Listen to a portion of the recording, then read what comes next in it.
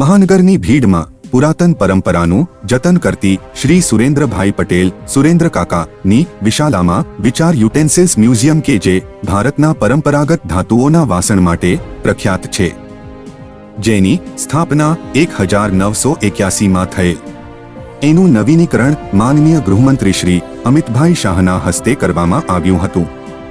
તેમજ કુલ 3 વ્યક્તિને ગાંધીમિત્ર એવોર્ડથી સન્માનિત કરવામાં આવ્યા હતા, જેમાં સમગ્ર ઉત્તર ગુજરાતમાં જેમની સેવાની સુવાસ પ્રસરી રહી છે એ જનમંગલ સેવા ચેરિટેબલ ટ્રસ્ટના ચેરમેન અને વઢિયાર ખારાપાટના કર્મવિરામના તરીકે ઓળખાતા છેવાડાના માનવીના હૃદય સમ્રાટ જીજ્ઞાબેન શેઠનું ગાંધીમિત્ર એવોર્ડથી સન્માન કરવામાં આવ્યું હતું.